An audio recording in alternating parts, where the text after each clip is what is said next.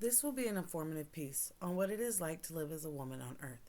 And before I dive into my speech, I must ask you, what do you think a woman is or should be? Keep in mind that women are people, not sex toys, eye candy, and age does not determine their ability to perform. I ask this question because over the millennia, women have been crammed into a statistical box of either homemaiden or care provider, and more times than a few suppressed of their true unique ability to be the best version of themselves. In this speech, I will discuss the unfair treatment of women, including gender pay gaps, sexual assault, oppression, and just overall unappreciation. According to an article written by Linda Napolsky in January of 2020, oppression is the inequitable use of authority, law, or physical force to prevent others from being free or equal. Something that women all around the world has to and continue to deal with. Unfair treatment. And as a woman, this is not something that I can stay silent about. It is unjust and oppression at its finest. From birth, women are socially conditioned to dress, act, think, and behave like a lady. But who came up with this idea of what a lady should look like or act like?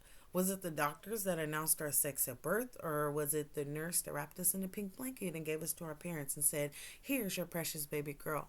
Or perhaps it was our parents that bought us makeups and dolls versus toy trucks and guns. All of these things I have mentioned is what sociologists consider social conditioning. It is all around us. We see it in commercials with little girls playing with dolls to grown women in Sports Illustrated commercials. We even receive it at the drive through. For instance, at McDonald's, when they ask, will this meal be for a boy or a girl?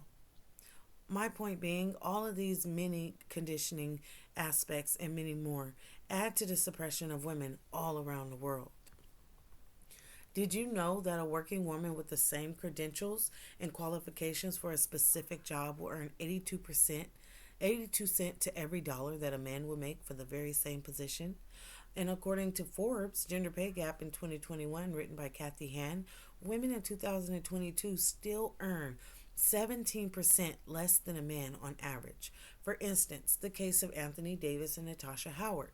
Anthony is an NBA player and Natasha is an NWA player. And in the basketball world, Anthony can make up to $7.7 million dollars a year as compared to his female counterpart, Natasha, who would pull in somewhere near 75,000 for doing the exact same job. As a matter of fact, Natasha outranked Anthony in the statistical analysis player dominance per stat category, but still made far less than her male counterpart. And according to Visualizing the Gap, written by Josh Strupp in 2021, this information is based in America's statistics only. But this is a controversy all over the world, not just America. According to the Washington Post, Afghan women are still enduring suffocating crackdowns from Taliban authority, restricting their rights to free movement and education, and leading to rising calls of forced marriages of young girls.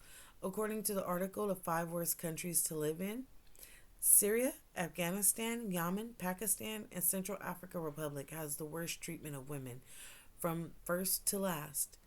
For example, in Pakistan, women's main threat is abuse. Domestic abuse, horror killings are prevalent. Honor killings refers to the right of a male to murder his female relative for her behavior that he finds unacceptable or dishonorable. Despite attempts to stop this, these killings are happening frequently, according to Bendel, as well as Central African Republic, already suffering from its long history of war. Women are more often than few the victims of rape and sometimes horrible things worse than that. It's considered the tactic of war, where a documented case of 240 conflicted sexuals of violence affecting 129 girls, 108 women, and 3 men. This is so common that it is often overlooked. Women suffer from poor health care, rape, lower pay wages, sexualization, discrimination, and an expectation of the glass ceiling. We are people, not objects. So many women suffer in silence or accept jobs that are below their qualification. These day-to-day issues are what women all around the world struggle with. We have made progress, but it is still critical for people to have the proper information regarding such an impactful issue. As I stated at the beginning of my speech, women are people. We are not sex toys and eye candy, and our age does not determine our ability to perform.